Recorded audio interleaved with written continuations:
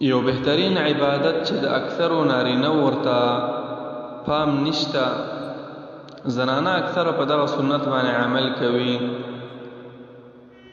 او نبی علیه السلام ډیر ترغیب د دغه عبادت بیان کړی دی چې دا خامخا کوي، او په دغه عبادت باندې انسان الله ته نږدې کیږي او د الله د مقرب بندگانو نه ګرځي. هغې ته ویل کېږي صلات الضحا، د ضحا منځ کول، د څاښ منځ کول. دا یو نفلي عبادت دی. په نفلي عباداتو کې دغه یو حدیث کافی دی معنا په فضیلت د نفلي عباداتو کې، کوم چې بخاری شریف کې حدیث قدسی دی د ابو هريره څخه په سند سره چې نبی علیہ السلام فرمایلی چې الله فرمایي وما تقرب إلي عبدي بشيء أحب إلي مما افترضت عليه. بنده چې ما ته رانږدې کېږي د ټولو نه محبوب یو ښکلې لارې چې دي فرضي عبادات دي. فرضي منځ کول، روژې نیول، زکاتونه، حجونه، جهادونه، نور نیک اعمال کول. وما يزال عبدي يتقرب إلي بالنوافل حتى أحبه. او زما بنده همیشه ما ته ځان را نږدې کوي په دې نفلي عباداتو تر دې چې احبه، دا بنده زما خوښ شي، یعنی د الله رب العالمین محبوب ګرځي دا بنده په دې نفلي عباداتو سره. او بیا چې کله دا بنده وایي زما نه دعا غواړي، نه الله رب العالمین فرمایي وإن سألني لأعطينه ولئن استعاذني لأعيذنه. نو که دعا غواړي، څه شی غواړي، زه به یې خامخا ورکوم، او که پناهي غواړي زه به پناهي ورکوم. نو د حدیث کې بهترینه فایده د نفلي عباداتو، د فرضي عباداتو نه وروستو ادا کول د نفلي عباداتو هغه دا شوه چې یو بنده الله ته نږدې کېږي، د الله سره تعلق مضبوطېږي. دویم دا بنده د الله محبوب ګرځي. دریم دعا دې قبلي.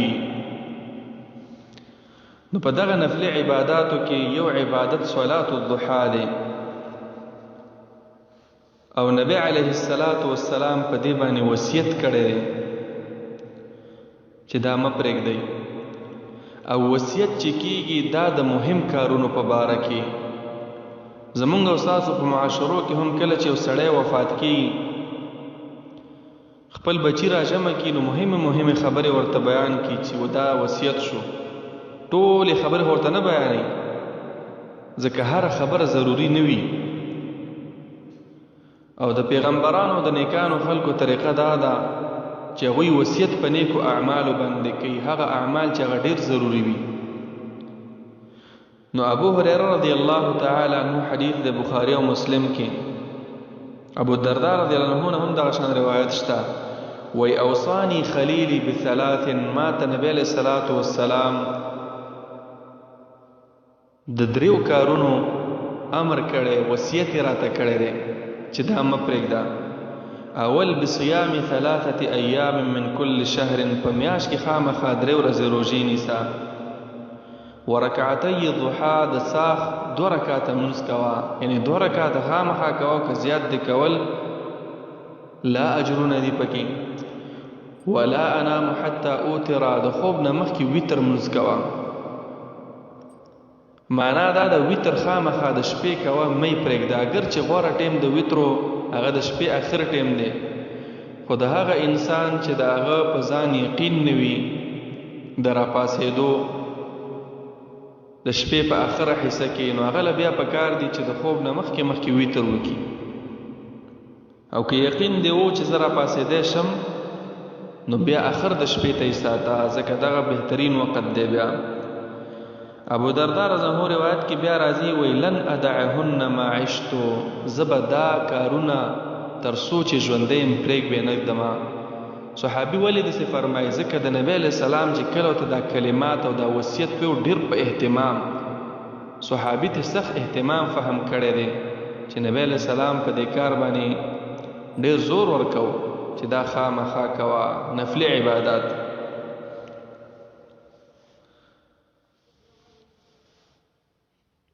بل پدې کې فائدہ دا ده، صحیح روایت کې راغلی دی، هغه روایت هم مسلم شریف کې دی او مسند احمد کې دی. نبی علیه السلام فرمایي علی کل سلامه من احدکم صدقه. الله په دې بندگانو باندې ډېر احسانات کړي او په هر انسان احسان دا دی چې د بندلې جوړونه ورکړي دي، بندونه یې ورکړي. دا بدن دا د جوړونو د بندونو نه جوړ دی. نو پکار دا ده چې د هر بند او د هر جوړ شکریه ادا شي. نو هر ورځ دا شکریه ادا کول دا خو ډیره ګرانه ده. نبی علیه السلام مونږ ته اسانه طریقه ښایي. فرمایي علی کل سلامه من احدکم صدقه. د هر بند په مقابل کې، د هر جوړ په مقابل کې شکریه د رب العالمین پکار ده. شکریه چې کینو صدقه به ورکې. صدقه ځان لدا نه ده چې سړی 1 روپۍ 2 روپۍ ورکړي. نبی علیه السلام فرمایي فکل تسبیحة صدقه. سبحان الله چې دوی ویل دا په ځان صدقه وکړله. وکل تحمیدة صدقه. الحمد لله صدقه ده. لا اله الا الله صدقه ده. تهلیلة صدقه. وکل تکبیرة صدقه. الله اکبر ویل صدقه ده. وامر بالمعروف صدقه. ونهی عن المنکر صدقه. نیکی باندې چاته امر کول دا صدقه ده. د بدۍ نه څوک منع کول دا صدقه ده. خو چې ته د دې بدن د هر جوړ شکریه ادا کې، دا تقریبا علماء لیکلي دي چې 380 بندونه دي په دې انسان کې،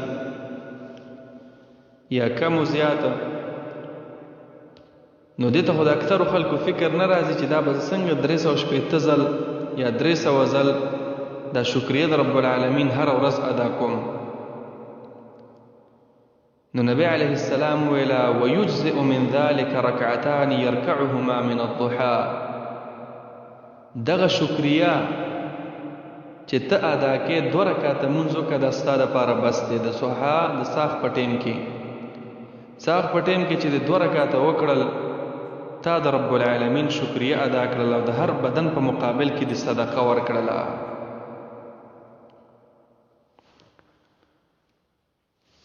په یو روایت کې داسې راغلی، د دې روایت فضیلت نبی علیه السلام فرمایي، هغه د مسلم شریف روایت ده، اذا صليت الفجر فامسك عن الصلاه حتى تطلع الشمس قيد رمح. کله چې ته د سحر منځو کې نو بیا نفلي منځونه مه کوه.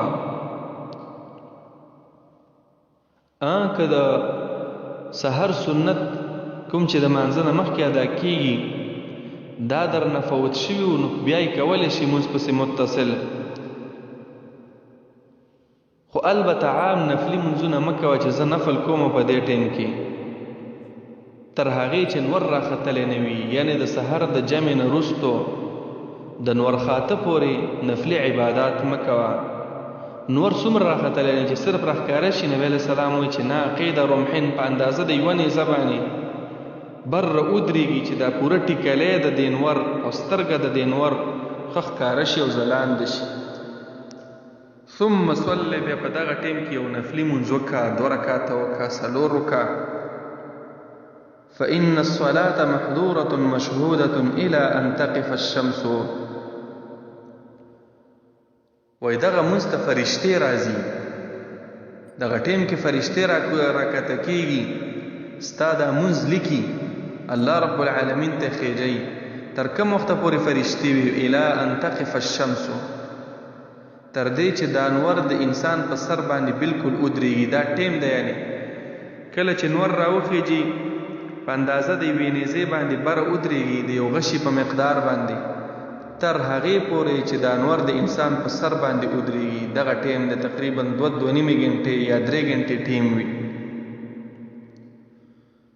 دې حدیث نه فضیلت دا معلوم شو چې په دغه ټیم کې خاص فرشتې راځي.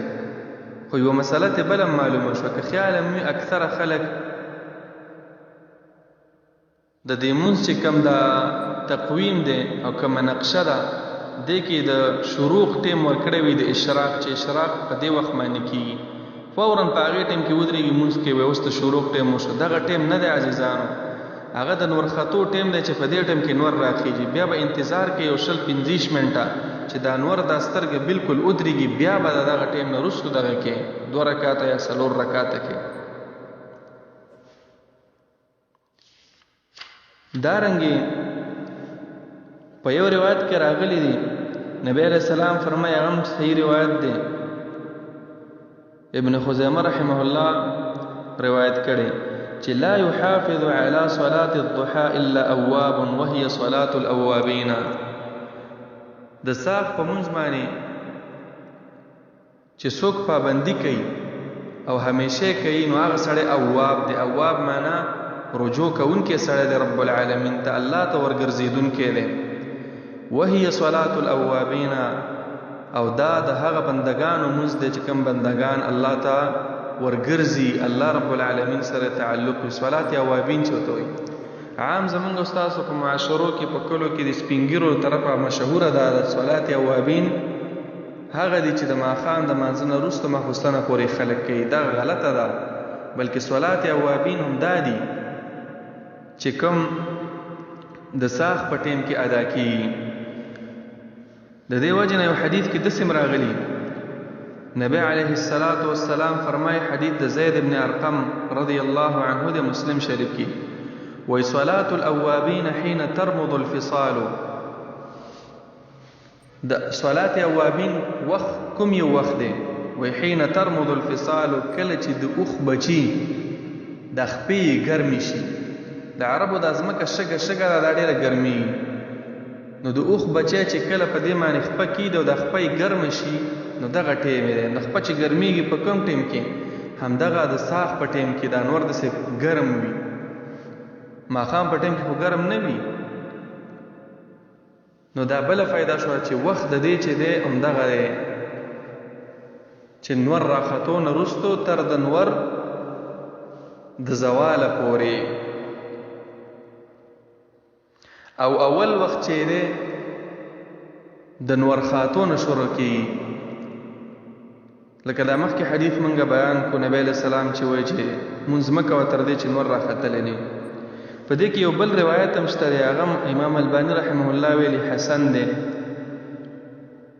ترمذی شریف کې هغه حدیث دی د انس بن مالک رضی الله عنه نه چې نبی علیہ السلام فرمایي من صلى الغداة في جماعة ثم قعد يذكر الله حتى تطلع الشمس څوک چې د سحر منځ په جمع باندې وکړي او بیا ناست وي او د الله ذکر کوي تلاوت کوي منځ کوي دعاګانې کوي نور خاطه پورې ناست وي چې نور راوخیږي په اندازه د یوې نیزې باندې یعنی نور خطونه یو 20 منټه 15 منټه وروستو صلى رکعتین 2 رکعاته وکړي نو كانت له كأجر حجة وعمرة تامة دغه انسان ته الله د پوره حج او د پوره عمره ثواب ورکړي چې هم فرضي منځو کو او بیا ناسته په خپل ځای باندې او ورسره ذکر کوي تر دې چې نور راوخیږي او انتظار وکړي چې نور لږ پورته شي نو 2 رکعاته وکړي دغه اول ټیم د صلات الضحى ده د دې وجه نه کوم چې داخله کوي صلات اشراق د صلات اشراق په نوم باندې په حدیثو کې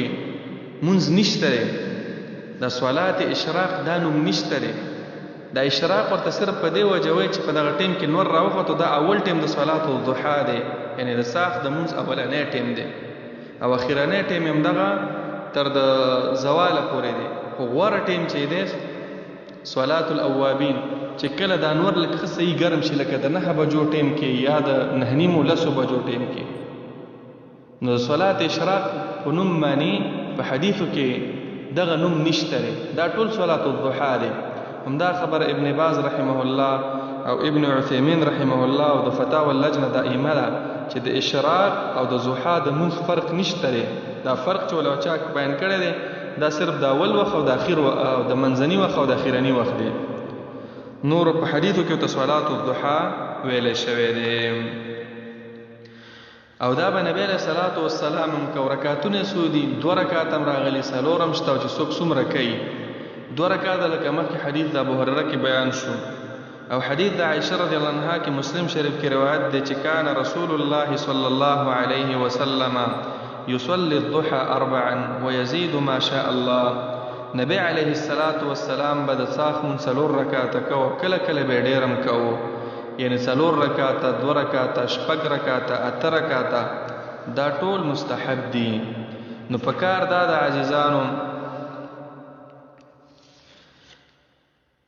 چې مونږ او تاسو هم د دې عبادت پابندي وکړو او رب العالمین ته په دې نفلي عباداتو باندې ځان نږدې کو. دا چې نارینه او دا عمل تقریبا چې پرېښی دی، پکار دا د مونږ نارینه ډېر محتاج یو د الله رب العالمین رحم ته، د الله مغفرت ته او د الله رب العالمین نزدېکت ته مونږ او تاسو ډېر محتاج یو. نو راځئ چې دا عبادت دا عام کو، په خپل هم پې عمل وکړو، خپل بچي د دې سره عادت کو او د نبی علیه الصلاة والسلام دا وصیت دا عملی کو. وصلی الله تعالی علی خیر خلقه محمد.